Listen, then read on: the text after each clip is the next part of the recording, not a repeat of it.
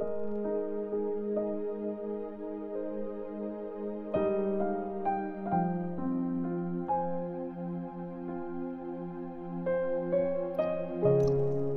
chapter 3. Pinagaling nila Peter at John ang isang lumpo. Isang araw, pumunta sina Peter at John sa temple. 3 p.m. noon, oras yon ng pagpe-pray. Sa pintuan ng temple, yung tinatawag na Beautiful Gate, may isang lalaki doon na hindi nakakalakad since birth.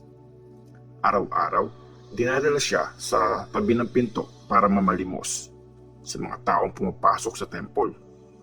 Nang makita niya sina Peter at John na papasok sa temple, humingi siya ng limos. Tinitigan siya ng dalawa at sinabi ni Peter, "Tumingin ka sa amin." Tumingin nga siya at umaasang may ibibigay sila sa kanya. Pero sinabi ni Peter sa kanya, "Wala akong pera, pero ibibigay ko sa iyo kung anong meron ako. Sa pangalan ni Jesus Christ na taga Nazareth, tumayo ka at maglakad." Hinawakan niya sa kanang kamay ang lalaki at tinulungan niyang tumayo. Lumakas agad ang mga paa ng lalaki. Patalon siyang tumayo at naglakad-lakad na. Pumasok siya sa temple kasama nila. Naglalakad, tumatalon at nagpupuri sa Diyos. At nakita siya ng lahat na naglalakad at nagpupuri sa Diyos. Nang makakita siya ng mga tao at na-realize nilang siya yung dating namamalimos sa tabi ng Beautiful Gate ng temple, nagulat sila at na-amaze sa nangyari sa kanya. Ang mensahe ni Peter sa temple.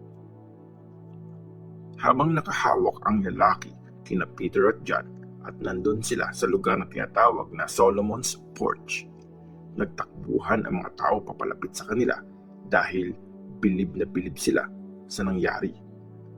Nang makita to ni Peter, sinabi niya sa mga tao, "Mga taga-Israel, bakit kayo takantaka sa nangyari? Bakit nyo kami pinagtitinginan as if sarili naming kapangyarihan o kabanalan kaya napalakid namin siya? Ang Diyos na sinamba nila Abraham, Isaac, Jacob at ng mga ancestors natin ang nagbigay ng karangalan sa lingkod niyang si Jesus.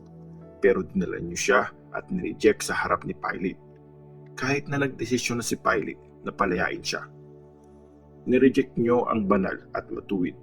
Tapos, hiniling niyo kay Pilate na palayain ang isang kriminal. Pinatay niyo ang nagbibigay ng buhay, pero pinuhay siya ng Diyos mula sa kamatayan. Mga saksi kami sa mga nangyaring ito. Dahil sa pananalig sa kapangyarihan ni Jesus kaya lumakas ang lalaking ito na kilala nyo at nakikita ngayon. Ang pananalig kay Jesus ang nagpagaling sa kanya, gaya ng nakikita nyong lahat ngayon. Mga kaibigan, alam kong hindi nyo naiintindihan ang ginawa nyo, tulad din ng mga leaders nyo.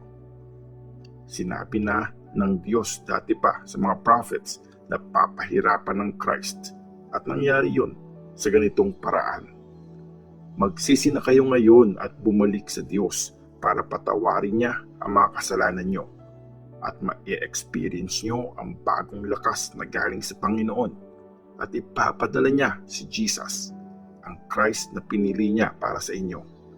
Pero kailangan magstay si Jesus sa langit hanggang sa dumating ang oras na babaguhin ang lahat gaya ng pinako ng Diyos sa mga banal na prophets noong unang panahon. Sinabi ni Moses, "Magpapadala ang Panginoon niyong Diyos ng isang prophet na isa sa inyo mismo, gaya ng pagpapadala niya sa akin. Sundin niyo lahat ng sasabihin niya. Mawawasak at aalisin sa bayan ng Diyos ang hindi susunod sa prophet na yon." Ang lahat ng mga prophets, kasama si Samuel at lahat ng sumunod sa kanya, ay nagsalita din tungkol sa mga nangyayari ngayon. Para sa inyo ang mga pangako ng Diyos na sinabi ng mga prophets. Kasama kayo sa kasunduan ng Diyos at ng mga ancestors nyo. Sinabi niya kay Abraham, "Gagamitin ang lahi mo para pagpalain ang lahat ng mga tao sa mundo.